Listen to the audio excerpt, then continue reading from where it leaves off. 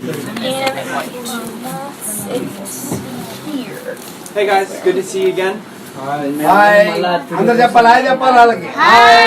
Does anybody remember my name? ఈయన పేరు చెప్పిండు అందరు కలిసిన వాళ్ళు అందరు కాడ. ఇప్పుడు మీకు ఆ పేరు గుర్తుందా? లేదు లేదు లేదు Briar. Yeah? మాకు తెలియదు మాకు తెలియాలి. He's saying we have to know this. Can we get a round of applause for Sandy right now?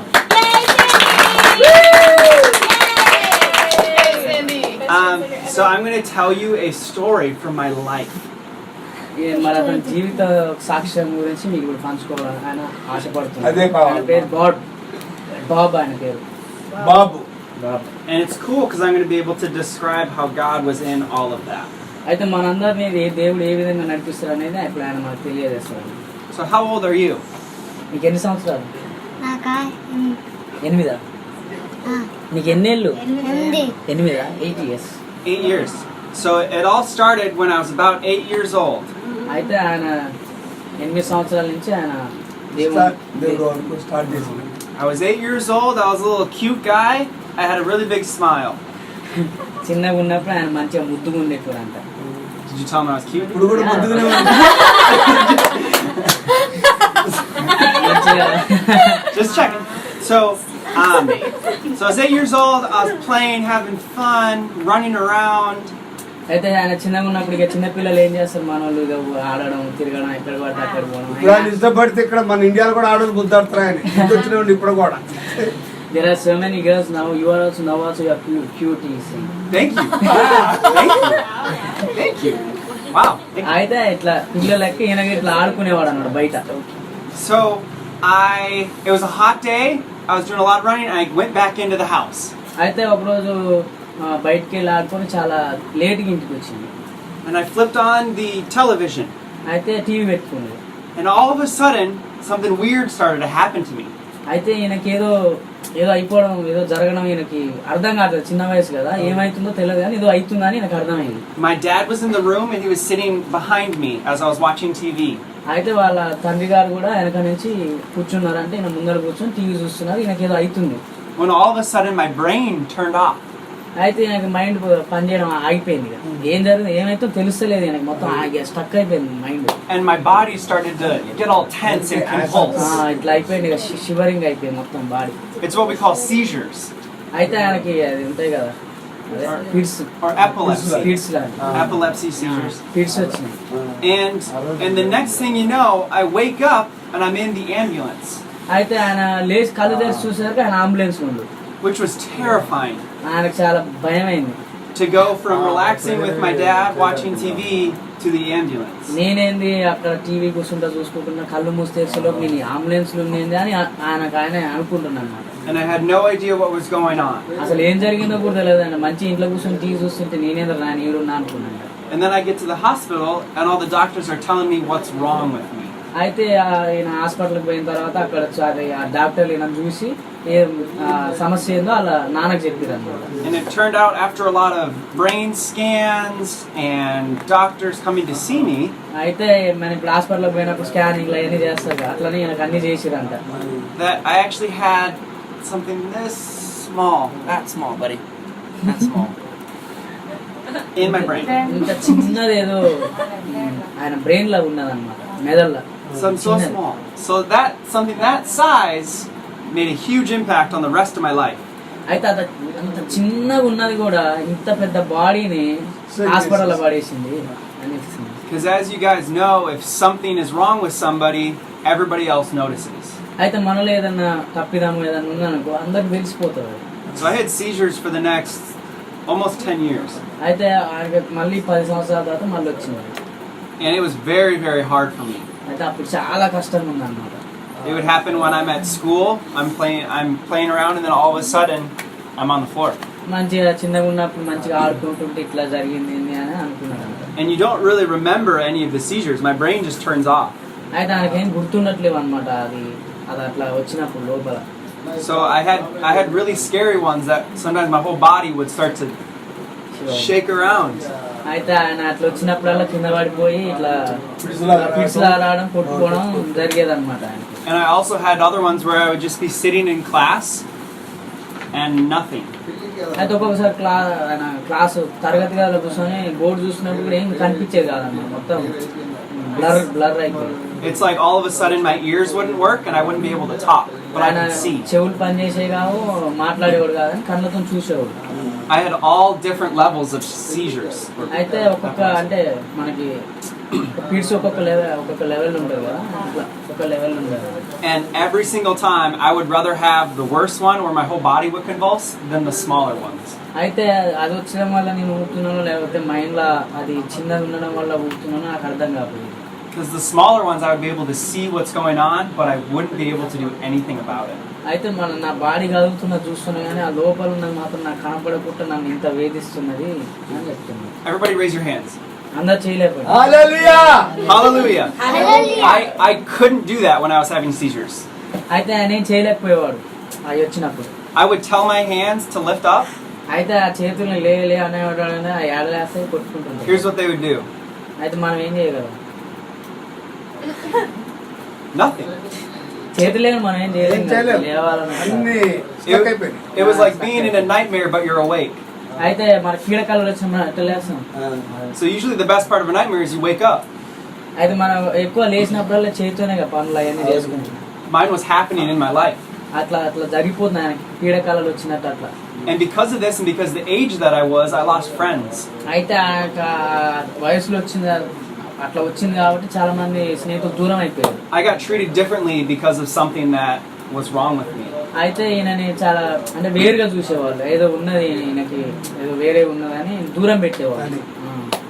And I had no control over it. It was nothing that I did to get seizures. It just happened. అయితే ఈయనకి ఏం తెలిసేది కాదు, అంటే ఆయన control ఏం లేదు, ఇక మొత్తం బాడీ అయిపోయింది. So as time went on, I stopped taking my medicine. అయితే అట్లా ఈయనకి మెడిసిన్ ఇచ్చేది అనమాట. అయితే కొన్ని రోజులు కాగానే ఆ మెడిసిన్ ఆపేసింది, తీసుకోవట్లేదు. And around that same time too, I also started to strengthen my relationship with God. అయితే అది తగ్గిపోయిన తర్వాత ఆయన ఇక దేవునితో సంబంధితంగా ఉండడం స్టార్ట్ చేసింది. And the medicine that I would take would make me throw up. అయితే ఈయన తీసుకున్నప్పుడల్లా కక్కేసేది A lot. వామిటింగ్ చేసుకునేది. So I take the medicine and I still get seizures, or I don't take the medicine and still get seizures. అయితే ఆయన వచ్చినప్పుడల్లా తీసుకోవాలనుకునేవాడు అంటే కానీ తీసుకోడు అనమాట. So as a young kid, I decided to just pour down the medicine. అయితే ఇక అంతున్నాక మన టాబ్లెట్ ఇస్తే ఏం చేస్తే బయట ఇసిరేస్తాడు, ఈయన కూడా అట్లా బయట ఇసిరేసేది. I would just throw it out because I'm thinking it's not working anyway. అయితే ఎట్లా పనికిరావని ఇసిరేసేవాడు అనమాట వెనక్కి. So I had to go to the doctors and I got tested again to see if I was taking the medicine. అయితే నేను మళ్ళీ doctor దగ్గర తీసుకుపోయింది. నాన్న అసలు మెడిసిన్ తీసుకోవట్లేడు అని తీసుకుపోయింది. They put this cap on my head and they took blood. అయితే అది scanner ఉంటుంది కదా, అది పెట్టేసి బ్లడ్ తీసుకున్నారు. So they scanned my head and they could still see that little thingy thing. అది అట్లనే ఉంది. And then they took my blood and they did tests to see how much medicine I was taking. అయితే మన ఏదైనా tablet ఏమైనా తీసుకున్నా అది మన రక్తంలో ఉండిపోతుంది, అంటే తీసుకొని వాళ్ళు చెక్ చేస్తారు అసలు ఎంత ఉంది ఎంత తీసుకున్నాడు అని. సో అట్లా చెక్ చేసిరు అనమాట బ్లడ్ తీసుకుని. Guess what the results were? అయితే అవి వచ్చినాయి, బ్లడ్ తీసుకున్నారుగా అవి వచ్చేసినాయి. 0. I didn't take it for like 2 years. ఆయన 2 సంవత్సరాలు తీసుకోకపోయినా మెడిసిన్ తీసుకోలేదు, దేవునికి దగ్గర అయిపోయింది. తర్వాత ఆయన టెస్ట్ చేసిన తర్వాత లేదేం కాదు, అలాగే చెప్పండి. Hallelujah. Hallelujah. So what they did is they gave me a different kind of medicine. వాళ్ళు మళ్ళీ ఏం చేసిరు అంటే కొంచెం గిత్తతుంది అనమాట, అంటే కొంచెం తగ్గింది, కొంచెం ఉంటే మళ్ళీ మెడిసిన్ ఇచ్చారు వేరే Medicine that instead, so the first medicine I would drink and throw up. అయితే ఫస్ట్ ఇది ఎట్లా ఉంది, కక్కేసేవాడు. This one was chewable. I would be able to eat it ఇది మంచిగా చాక్లెట్ లెక్క తినేదన్నమాట. and then throw up. మళ్ళీ No medicine was working. అయితే నాకు ఏది లేదు, ఇక ఏది మెడిసిన్ పడతలేదు బాడీకి. And I was so sick. of having seizures. ఇక చాలా బలహీనుడు అయిపోయింది ఇక మొత్తం. I hated sitting in class, being trapped in this cage where I can't do anything. ఇక క్లాస్ లో కూర్చునేటోడు కాదనమాట. ఏ క్లాస్ లో కూర్చుంటే ఆయనకి ఏదో జైల్లో ఉన్నట్టు అనిపించేది అనమాట. And I hated not having friends. ఇక దోస్తులకు దూరంగా ఉండేవాడు. Just because something that I didn't even have any ownership of happened to me. అయితే నాకేదో ఉంది, నాలో ఏదో ఉంది, నేను వేరుగా ఉండాలి అని దూరంగా ఉండేవాడు అనమాట. It wasn't fair. అయితే ఒక ఫ్రెండ్ కూడా ఉండేవాడు. And I waited for close to 10 years for it to stop. అయితే అది తీసుకోవడానికి ఆయన 10 సంవత్సరాలు పట్టింది. And at one point in time, I had my last seizure. అయితే ఆయన చివరి అది ఉంటుంది కదా, అది వచ్చేసింది ఆయన. And I remember praying and crying so hard that I am so sick of it. ఇక అట్లా లాస్ట్ వచ్చినప్పుడు ఆయనకు చాలా కొట్టుకుంటున్నాడు. ఇక చాలా ఏడుపు వస్తుంది, చాలా బలహీనుడు అయిపోయింది మొత్తం. I prayed to God to heal me. అయితే దేవునికి ప్రార్థన చేసిన అన్నమాట. ఇక ఇదే లాస్ట్, నన్ను కాపాడు దేవుడు అని ప్రార్థన చేస్తున్నాను. And that was one of the first prayers I had ever said in my life. అయితే అదే ఫస్ట్ టైం ఆయన ప్రేయర్ చేసుకోవడం. And from that day on, I did not have seizures. ఆ ప్రార్థన చేసుకున్నప్పటి నుంచి తర్వాత నుంచి ఆయనకి ఇక ఏం లేదనమాట, కలలేదు. Can I get one of these? Hallelujah! Hallelujah! So, అద్భుతం జరిగినప్పుడు హల్లెలూయా చెప్పాలి. And the wonders happens, we have to say hallelujah. hallelujah. Yeah. So I was healed from something, but it took time. కానీ ఆయన నేను స్వస్థత పడ్డా కానీ దానికి కొంచెం టైం పట్టింది. And the scars that happened when I had seizures, I still deal with today. అయితే అప్పుడు అవి జరిగినప్పుడు నేను అదే మెడిసిన్ అట్లనే తీసుకొని ఉంటే నేను ఈ రోజు ఇక్కడ ఉండేవాడిని కాదు. I love talking with people who have been through what I've been through. అయితే నేనేం చెప్తున్నా అంటే ఆయనకు చాలా ఇష్టం అనమాట మీతో మాట్లాడడం. Both the lower level seizures, but also the higher. అయితే చిన్న అంత ఉన్నప్పుడు పిడిసి వచ్చినప్పుడు ఎట్లా ఉన్నాడో, ఇప్పుడు అంత పిడిసి వచ్చినా కూడా అట్లనే ఉన్నా కూడా తర్వాత ప్రేయర్ చేసుకొని ఎట్లా స్వస్థత పడ్డాడో. And I'm extremely thankful that even though it took close to 10 years, I was healed. అయితే 10 సంవత్సరాల తర్వాత ఆయనకి మొత్తం పూర్తిగా స్వస్థత అనేది వచ్చిందన్నమాట. వచ్చిన దగ్గర తర్వాత నుంచి. And I'm so happy that at a young age, God allowed me to pray to Him. అయితే అంత చిన్న వయసులో ఇట్లా జరిగిన తర్వాత నేను ప్రేయర్ చేసుకున్న తర్వాత తగ్గిపోయిన తర్వాత ఇంత చిన్న ఏజ్ లో దేవుడు అతని వైపు తీసుకొని నన్ను ఇట్లా పంపించినాడు, వాడుకుంటున్నాడు కాబట్టి దాని స్తోత్రము తీసుకున్నాను. And I want to talk really quickly about a story found in John 5. అయితే యోహాను సువార్త Does he know it? ఒకరికి చంద్రవంక రోగం వచ్చింది. So this is healing at the pool, and I won't read it. I'll just paraphrase. Okay. So it'll be easier for you. దేండి Bible దేండి. John 5. యేసుక్రీస్తు వారు 12 మంది శిష్యులు పంపించినప్పుడు బాధ్యతలు పంపించినప్పుడు ఒక శతాధిపతి కుమారుడికి చంద్రవంక రోగం వచ్చింది. అయితే శిష్యులు పోయి ప్రార్థన చేస్తే కార్యం జరగదు. 1 through 12ish. అదే పాయింట్ 1 నుంచి 12 అధ్యాయం వరకు మనం చదవండి. I'll paraphrase. చదవమ్మా. So okay, cool. Yeah. Then actually go to Saraswati 10. ఎన్నో అధ్యాయం అయినా 1 నుంచి 10 అధ్యాయం అధ్యాయం 5 అధ్యాయం 1 నుంచి స్టార్టింగ్ నుంచి. ఏనండి. అటు తర్వాత యూదుల పండగ ఒకటి వచ్చెను గనుక యేసు యెరూషలేమునకు వెళ్ళెను. యెరూషలేములో గొర్రెల ద్వారము దగ్గర ఎబ్రీ భాషలో బెతెస్దా అనబడిన ఒక కోనేరు కలదు. దానికి 5 మండపములు కలవు. ఆ సమయములకు దేవదూత ఒక కోనేటిలో దిగి నీళ్లు కదిలించుట కలదు. నీరు కదిలింపబడిన పిమ్మట మొదట ఎవడు దిగునో వాడు ఎట్టి వ్యాధి గలవాడైనను బాగుపడును. గనుక ఆ మంటపములలో రోగులు, వృద్ధివారు, కుంటివారు, ఊచకాల చేతులు గలవారు గుంపులుగా పడి ఉండిరి. అక్కడ 38 ఏండ్ల నుండి వ్యాధి గల ఒక మనుషుడుండెను. యేసు వాడు పడుండుట చూచి వాడప్పటికీ బహుకాలము నుండి ఆ స్థితిలో ఉన్నవాడని ఎరిగి స్వస్థత పడగోరుచున్నవా అని వాని అడుగగా ఆ రోగి, అయ్యా నీళ్ళు కదిలింపబడి ఉన్నప్పుడు నన్ను కోనేటిలోనికి దించుటకు నాకు ఎవడనూ లేడు గనుక నేను వచ్చినంతలో మరొకడు నాకంటే ముందుగా దిగునని ఆయనకు ఉత్తరం ఇచ్చెను. చాలా 10 వరకు. యేసు నీవు లేచి నీ పరుపెత్తుకొని నడుమని వానితో చెప్పగా వెంటనే వాడు స్వస్థత నొంది తన పరుపెత్తుకొని నడిచెను. ఆ దినమున విశ్రాంతి దినము గనుక యూదులు విశ్రాంతి దినమున గదా నీవు నీ పరుపెత్తుకొని తగదే అని స్వస్థత నొందిన వానితో చెప్పిరి. ఇది పక్షవాయు గలవాడు ఇక్కడ పట్టుకొలేసిన. నేనన్నది యేసుక్రీస్తు వారు 12 మంది శిష్యులు పంపించినప్పుడు ఒక చంద్ర రోగం కలిగిన శతాధిపతి కుమారుడికి అలపై ప్రాణం చేసి కార్యం జరగదు. తీసుకొచ్చి తండ్రి నీ శిష్యులు పడితే ఏ కార్యం జరగట్లేదు, నీ చిత్తమైతే నా కుమారుని స్వస్థపరచు అంటాడు. అది ఈయన జబ్బు, చంద్రవంక రోగం. ఇది దానికి టచింగ్ లేదు. పక్షవాయు గల వాళ్ళే దీనికి, అది చంద్రవంక రోగం, పిడుసులు. టచింగ్ కావాలి కదా వాక్యం చెప్తే. So as you can see after reading the story, that this man and I have a lot in common. Sorry, no. So this story, him and I have a lot in common.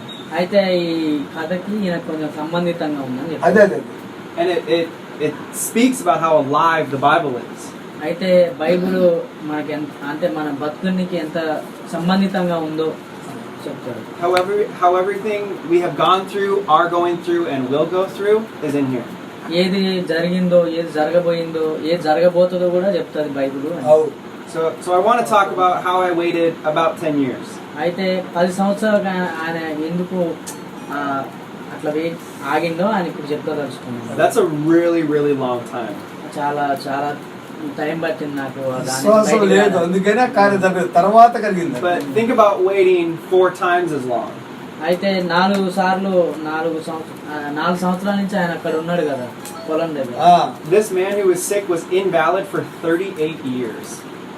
38 సంవత్సరాలు. 38 సంవత్సరాల నుంచి కోనేరు దగ్గర ఉన్నాడు. For some of us in this room, that's more than we have been alive. అయితే మన సగం జీవితం ఆడనే అయిపోయింది. And all it took was for Jesus to come and say, "Get up, pick up your mat and walk." అయితే ఆయన దిగకంటే ముందు ఎవరో ఒకరు వచ్చి దిగేటోళ్ళు కదా. అంటే దేవుని కార్యం ఏంటంటే ఆయన దేవుని చేత స్వస్థపరచబడాలి, ఆయనని మహిమపరచుకోవడం కొరకు అంతవరకు ఆగింది. And I firmly believe that all it took was for me to communicate to Jesus and say, "Hey, sorry. ఎప్పుడైనా ఒకవేళ నేను అలా దిగి ఉంటే దేవుడు నాతో మాట్లాడేవాడు కాదు, దేవుడే వచ్చి స్వస్థపరిచేవాడు కాదు అని. I'm sick of taking medicine that's going to make me throw up. అయితే నేను టాబ్లెట్ తీసుకుని మెడిసిన్ తీసుకుని కూడా అది నన్ను స్వస్థపరచలేదు. I'm sick of losing friends.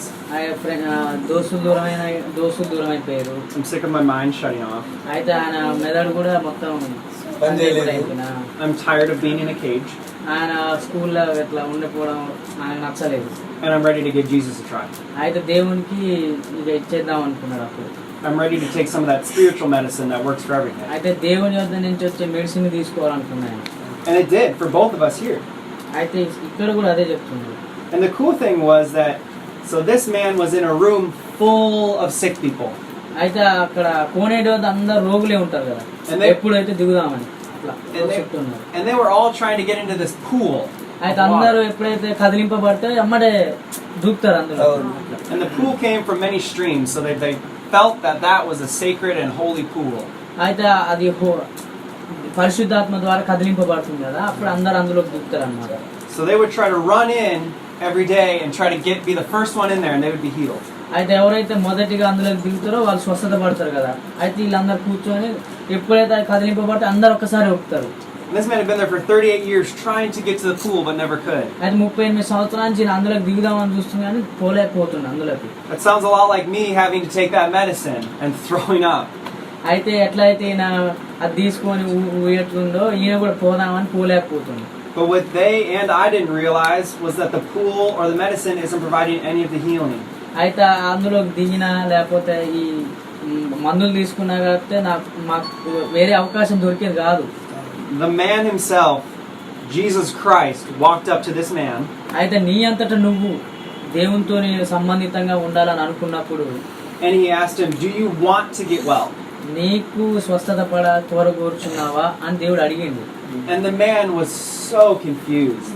అయితే ఆయన కన్ఫ్యూజన్ లో ఉండు, అల్లకి దిగితేనే కదా స్వస్థత పొందేది, నువ్వు ఎట్లా స్వస్థపరచుతావు అని నేను అనుకున్నాడు. And he's like, "Well, I can't get to the pool. How can I be healed?"